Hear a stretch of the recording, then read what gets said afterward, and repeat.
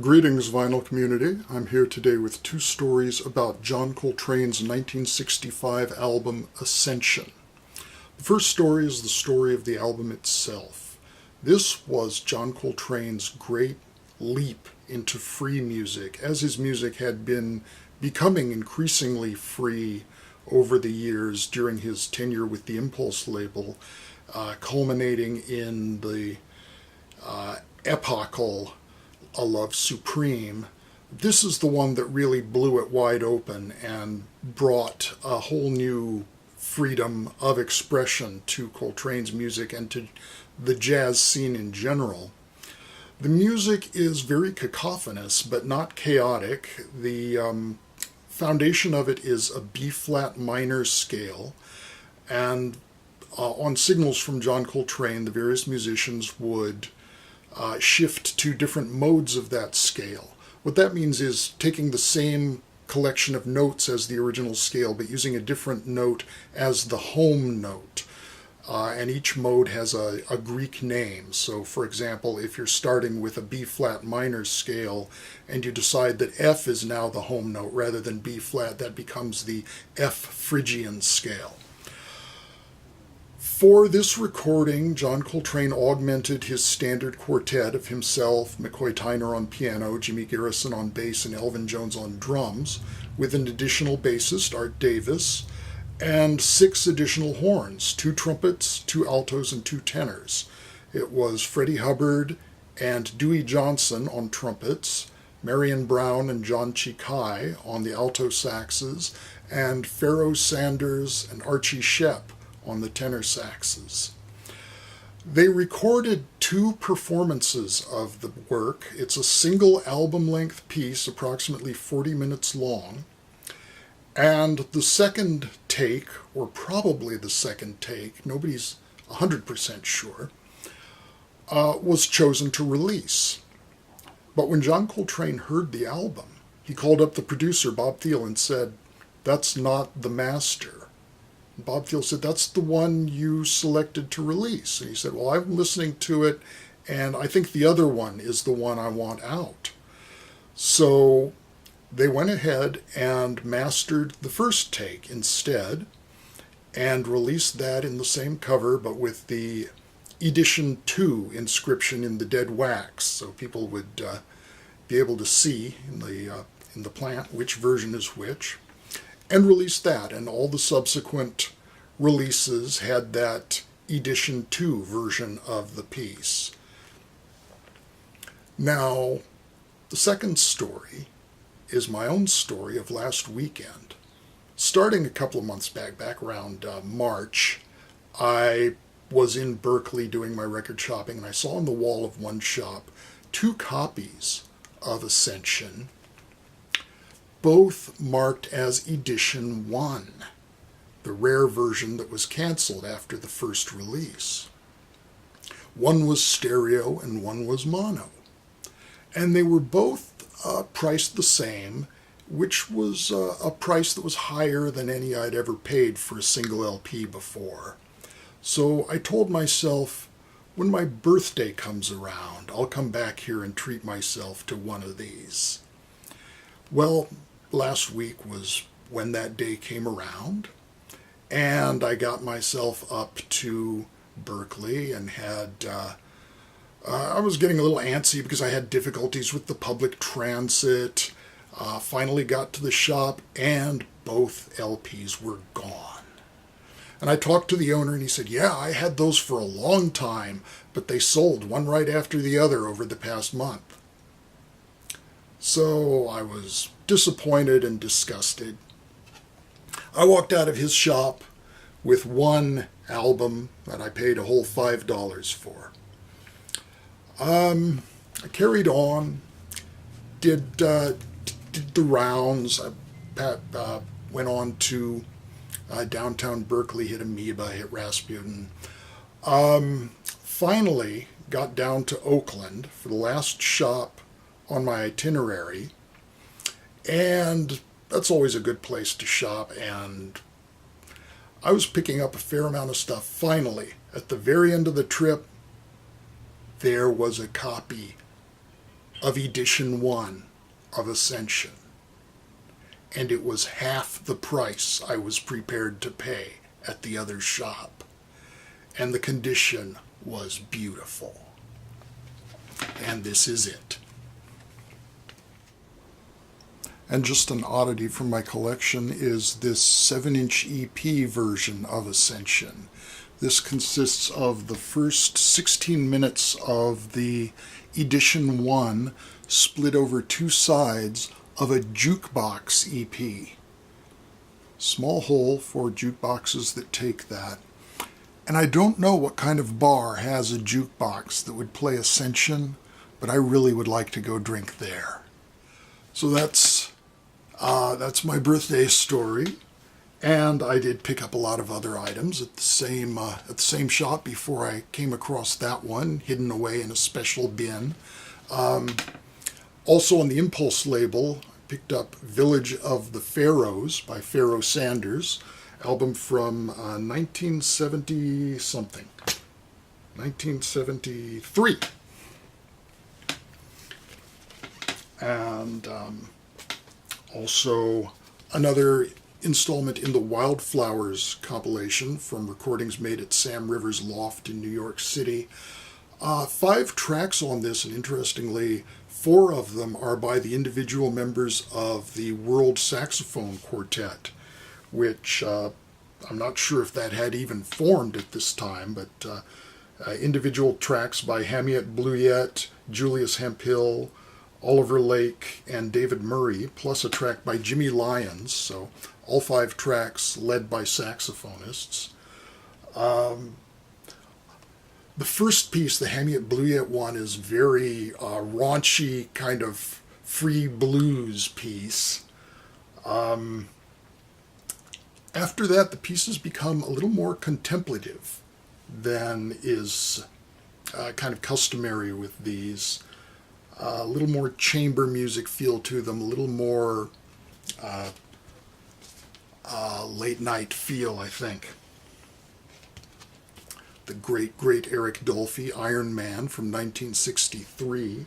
Another piece on here for a large ensemble, Burning Spear, amazing track, all the way down to 2 tracks that are just duets between Eric Dolphy and Richard Davis on bass. Brilliant, brilliant album. This is on the Douglas label, with a red inner sleeve and a red label. From 1985, recorded in 1984, Cecil Taylor, Winged Serpent. Tracks titled Tat, which is that backwards as far as I can tell. Womb Water's Scent of the Burning Armadillo Shell. Cun An, and Winged Serpent. So that might give you a clue that this is pretty out there. Related to a couple of the albums I've just shown. John Chikai, who is on Ascension, is also on this. Karen Borka and Jimmy Lyons, Karen Borka on bassoon and Jimmy Lyons on alto, who both appeared on the Wildflowers compilation. Also Enrico Rava, I'll show you more of him later. Tomas Stanko on trumpets, John Wright on tenor, Gunter Hampel on baritone sax, bass clarinet and voice, William Parker on bass, Rashid Baker on drums, Andre Martinez on drums, and Cecil Taylor on piano. And while this goes through a lot of Cecil Taylor's typically intense and whirlwind tempoed jazz, there is a long section at the beginning of side 2 that is like totally detoured into Africa. You wonder if they've got the same album on side 2 as it is on side 1. On the prog rock side, Hatfield and the North, their first album. This is the American pressing, seen even in America much more seldom than the British. And what's even rarer about this is that it does not have a cutout mark. It's almost unheard of to find an American copy of this album without a notch cut in it. And this is on the Virgin label.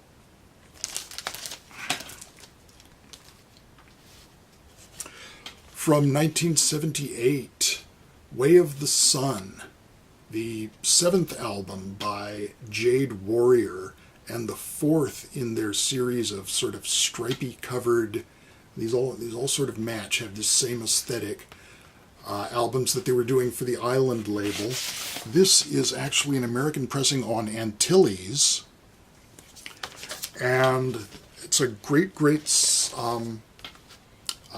of compositions featuring the flute and guitar of the Jade Warrior core duo, with a slight Latin bent, which is a departure from their usual sort of Orientalia. Also from 1978, Joshko Sefer and Nefesh Music, Gilgul. Joshko Sefer is a Hungarian saxophone player who was, in the early 70s, a member of Magma, and together with the pianist Francois Cahen, they left to form Zao, and Sefer went on to form his own band, Nefesh Music, and this is hot. He plays saxophone and piano on here, and the piano is amazing. I think it overshadows the saxophone playing. Joined by bass, drums, and string quartet. Amazing album. It's highly compositional, great soloing as well. It's got a strong classical bent, a strong jazz bent, and a strong prog rock bent. I'm even reminded at times of Keith Emerson. So if you dig Keith Emerson when he hits the acoustic piano and does those very pounding ostinatos in the left hand and goes mad with the right, there's some of that happening here, only in a more unfettered way than even Keith Emerson would do it. 3 titles on the ECM label, all from around the same period. This is Gary Burton's Passengers, the Gary Burton Quartet with Eberhard Weber, from 1977. This is the $5 album I walked out of the first shop last week. Recorded in 1976, released in 1977, featuring Pat Metheny, Steve Swallow, and Dan Gottlieb, as well as Burton and Weber.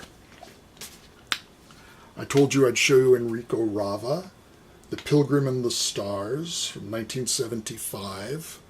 And this features John Abercrombie on guitar, Palle Danielson on bass, and Jon Christensen on drums.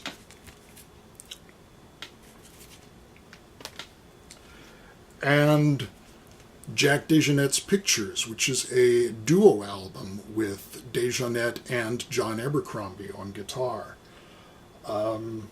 This being from 1977.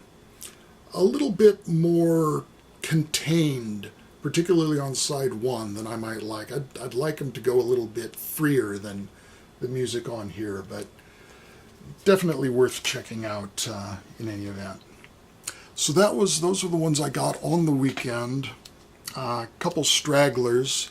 I had to go to a funeral on last Monday. Afterwards, walked down Valencia Street in San Francisco and stopped in the shop, picked this up, the complete Yusef Lateef, 1968. Nice glossy album cover on Atlantic. Very vintage feel to that. Very bluesy.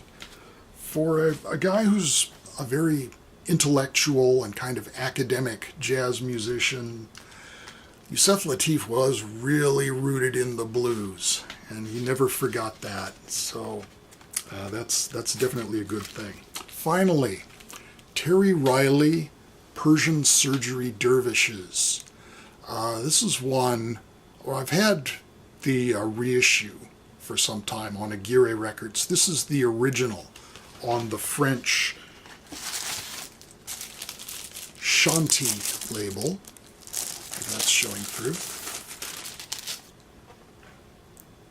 And the album consists of 2 performances of the same composition, solo organ,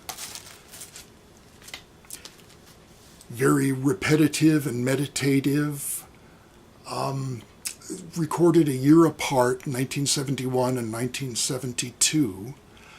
The first one is more naggingly repetitious. The second one is a little more dreamy, a little bit more meditative.